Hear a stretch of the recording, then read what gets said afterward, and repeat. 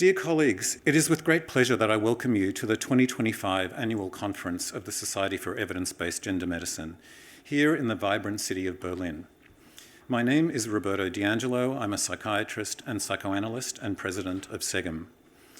We've come together in September 2025 to advance the field of gender medicine, particularly for young people, in a landscape marked by intense debate, rapidly shifting policies, and at times hostility toward those who prioritise rigorous evidence over ideological certainty. Your presence here, clinicians, researchers, ethicists, policymakers and advocates from across the globe, signals a shared commitment to ensuring compassionate, ethical and scientifically grounded care for individuals experiencing gender dysphoria. Together we're here to ask hard questions, seek truth, and prioritise the long-term well-being of those we serve. Before we dive into the rich academic program ahead, I want to take a moment to clarify SEGM's mission, reaffirm our core values, and address the misinformation that has at times clouded our work. SEGM operates independently, free from political or financial influence. Our focus is on evidence, not ideology or politics, and our goal is to ensure informed consent and equitable care for vulnerable members of our community. The Society for Evidence-Based Medicine unequivocally condemns all forms of vilification or violence against trans people. We condemn vilification, discrimination or violence directed towards any individual or group, regardless of their sex, gender identity, sexual orientation, race or other minority status. We stand firmly in support of the right of every member of the LGBTQ+ community to live with dignity, respect, and freedom from discrimination. We respect the choices that mature adults make, whether within or outside cultural gender norms, recognising that such decisions are deeply personal and deserving of respect. We believe that access to safe, effective, and compassionate care is a fundamental human right, a principle that guides every aspect of our work. When it comes to children, though, and young people, our approach is both compassionate and cautious. We take their experiences of gender distress seriously, acknowledging the profound suffering that many endure. At the same time, we recognise that their developmental stage, their still evolving capacities for critical thinking, self-reflection, and decision-making in the context of complex social and cultural influences. Our mission is to ensure that the care provided to young people respects their humanity, supports their unique developmental journey, and minimises the risk of irreversible harm. We reject the false narrative that questioning medical interventions equates to denying identities or causing harm. On the contrary, our commitment to evidence is about safeguarding the health and futures of those who are still growing into themselves.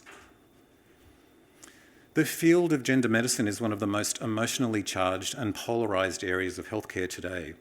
Across the world, we see individuals and groups holding strong, often inflexible positions, defended with absolute conviction. While passion for this issue reflects the deep care many have for young people, I want to make a heartfelt plea. Let us hold our views with a bit of humility. There is so much that we don't know about gender dysphoria, its causes, its natural progression, and the best ways to support those experiencing it. It is essential that we're open to acknowledging our own biases and to revising our perspectives over time. Unreflective certainty, whether from those advocating for immediate medical interventions or those opposing them, can cloud our judgment and risk oversimplifying complex realities. The greatest danger to young people, I would argue, is not the questions we ask, but the assumption that we already have the answers. As a member of the LGBTQ community, I am only too aware of how certainty has led to harm in the past, and I'll be addressing this further on Sunday. This brings me to a critical point. SEGM has faced accusations, most notably from the Southern Poverty Law Center in the United States, labelling us as a hate group. Let me be clear. This is a deliberate and damaging misrepresentation of our work. Our focus on evidence-based care is not an act of hate. It is an act of advocacy for safe, effective healthcare for all sexual and gender minority individuals. These false labels are not just an attack on our credibility, they are an attempt to silence critical inquiry, which ultimately harms the LGBT community by blocking needed dialogue.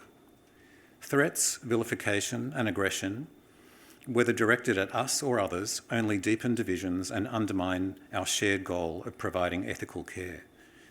SEGM categorically rejects such tactics and stands firmly against any rhetoric or actions that threaten, dehumanise, or harm any individual. For those of us who work directly with young people experiencing gender dysphoria, gender confusion, or who are exploring trans identities, we know these are profoundly sensitive and often painful issues. Many of these young people face significant suffering, whether from internal distress, social pressures, co-occurring challenges like anxiety, depression, or autism. As clinicians, researchers, and advocates, we have an ethical responsibility to relieve their suffering in ways that respects each individual's unique developmental path. This means avoiding premature decisions that could foreclose possibilities or cause harm, while also ensuring that care is tailored to the individual and not driven by one-size-fits-all protocols. This conference is a space to grapple with the critical questions at the heart of gender medicine. Basically, the question that we're all here to think about today is how do we best support young people experiencing gender distress? Which individuals will benefit from medical interventions like puberty blockers and hormones, and who might be harmed? Can gender dysphoria be a primary issue, or is it always secondary to other psychosocial or mental health challenges? What is the natural history of gender dysphoria in youth, and what are the long-term outcomes of those who pursue medical and surgical transitions? Can young people, given their developmental stage, fully consent to treatments that profoundly alter their bodies, sexual function, or fertility, especially when they may not yet grasp the lifelong implications of these changes? And how do we balance the urgent need to alleviate distress with the ethical imperative to do no harm? These are not simple questions, and they demand open, honest, and evidence-based dialogue. SEGM was founded to attempt to answer these questions head-on. We're a global network of licensed clinicians and researchers from over 20 countries, united by a commitment to grounding gender medicine in the best available evidence. Our work is multifaceted. We commission systematic reviews to evaluate the safety and efficacy of interventions like puberty blockers and cross-sex hormones, partnering with respected institutions to ensure transparency and rigour. We translate evidence-based guidelines, such as Finland's protocol, which prioritises psychological support for youth with gender dysphoria. We publish open access evidence digests to make research accessible to clinicians, policymakers, and the public. We provide continuing medical education to equip physicians with the latest knowledge, and we advocate for non-invasive approaches such as exploratory psychotherapy, particularly for youth with complex psychological or psychiatric needs. The field of gender medicine is at a crossroads. Over the past decade, referrals to gender clinics have surged, particularly amongst adolescent females with no prior history of gender dysphoria. This shift has raised important questions about the suitability of the Dutch gender-affirming model for this new cohort. In recent years, countries like Finland, Sweden, Norway, and the United Kingdom have moved towards more cautious approaches, informed by systematic reviews that consistently show weak evidence of benefits and known risks of harm from medical interventions. These nations have prioritised psychological support and rigorous assessment, recognising that the science is far from settled. Yet, other medical bodies continue to advocate for broader access to these treatments, highlighting a deep divide in the field. This polarisation underscores the need for forums like this conference where diverse perspectives can be examined, evidence can be scrutinised, and solutions can be explored collaboratively. This conference will explore how we arrived at this moment in gender medicine and, more importantly, how we can chart a path forward that prioritises evidence, compassion and the protection of young people. Over the next few days, we will hear from leading experts, engage in robust discussions and challenge our assumptions. Day 1 will explore the evidence base for youth gender medicine. Day 2 will consider etiologies. Day 3 will explore ethical issues. And Day 4 is devoted to psychological interventions. And some final messages as I close my opening address.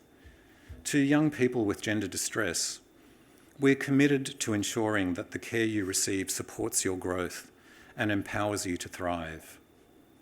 To our critics, we invite you to engage with us in good faith, challenge our ideas, scrutinise our evidence, and join us in dialogue rather than resorting to disparagement or false labels. And to all of you in this room, I acknowledge your courage, your curiosity, and the value you place on evidence-based care. Thank you, and let's begin this important work together.